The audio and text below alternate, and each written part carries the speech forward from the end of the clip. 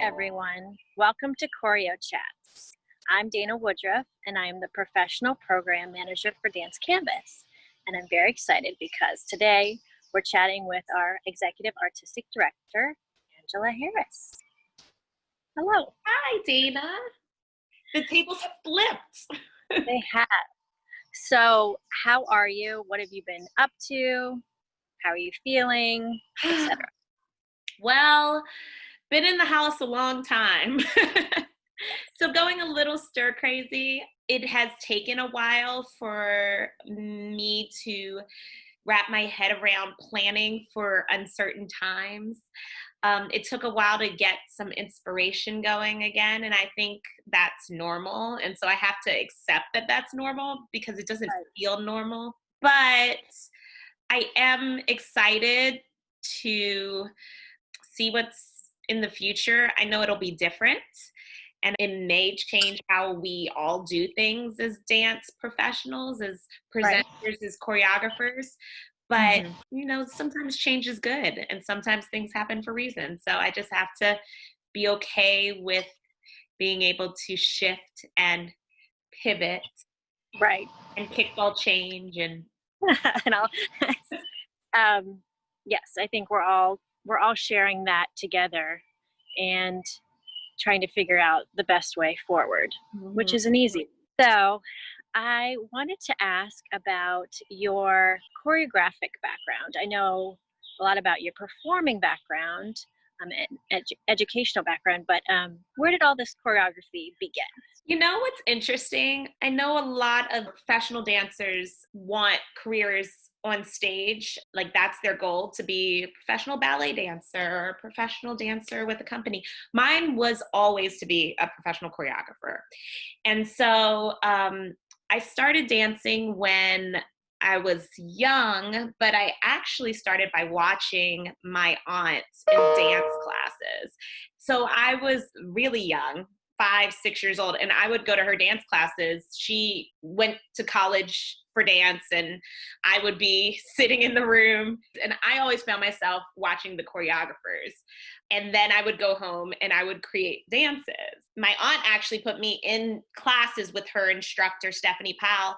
And then from there, I went to the Baltimore School for the Arts. And at the Baltimore School for the Arts, every year, as part of our final exams in dance, we had a jury where we had the option of either doing a variation or choreographing our own pieces or solos on ourselves. So that was really kind of my first taste of like having adjudicated work and getting feedback. And so I, at least for my junior and senior year, choreographed. When I went to college, my first 2 years were at Mercyhurst College in Erie, Pennsylvania. I had the opportunity again to set choreography. And actually I took the piece that I did for my senior piece, which was set to Quincy Jones. I can't remember the song now, but it actually came back quite a few times over the years, even one year in Dance Canvas. And so when I transferred schools to New York, I went to college for journalism at the City College of New York, but I danced at Steps on Broadway. And Steps on Broadway I was on a full ballet scholarship there. And what they did is they allowed the scholarship students at the time to have a platform to showcase their choreography as well. So I did 2 years of pieces at Steps on Broadway. And that was actually the first time I got to work with professional dancers. I took the solo that I had for my senior piece at Baltimore School for the Arts that went on to Mercyhurst. And it was the first year at Steps is the piece that I did on 3.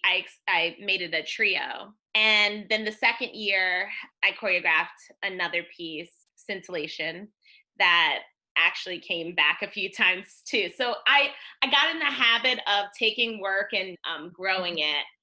I went on to dance professionally with Columbia City Ballet and Urban Ballet Theater in New York City under Daniel Katnack, and then the Georgia Ballet. And at the Georgia Ballet, there wasn't at the time an opportunity for us to choreograph, but a few dancers myself and Mickey Weiner, we asked if we could create an in-studio performance series there.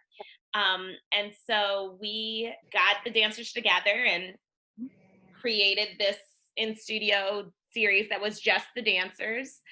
The second year, we actually did it and we raised money for the tsunami that happened. I think that was in 2004. That was called Artists for Humanity.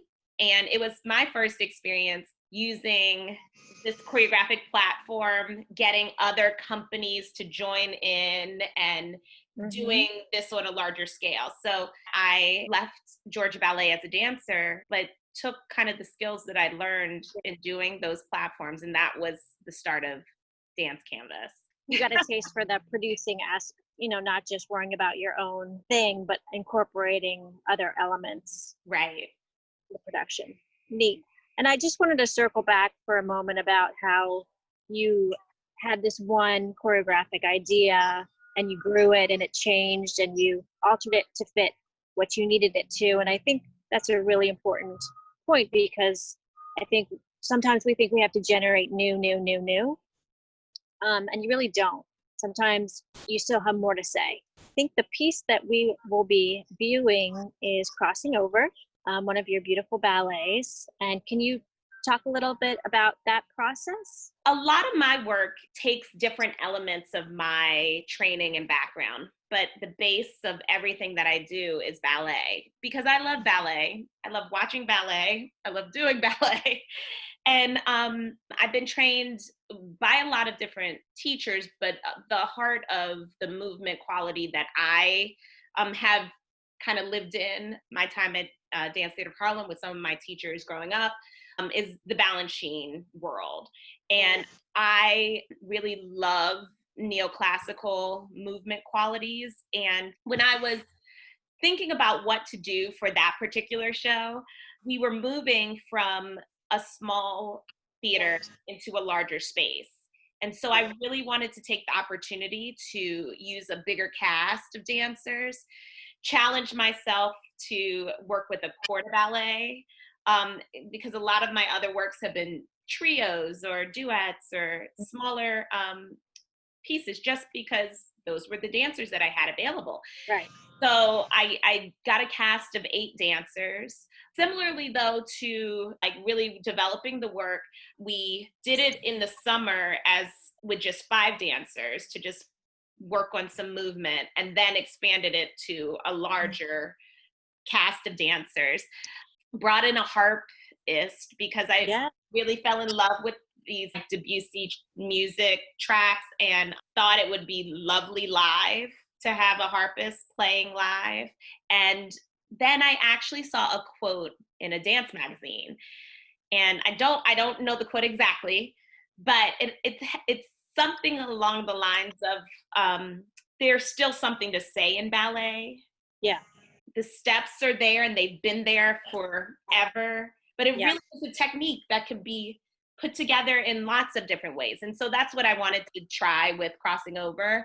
And I had a very diverse cast, heights, movement quality. I really wanted a whole range of things in this ballet, and just bringing it back to the central idea that, there's more in ballet that we can pull out of it.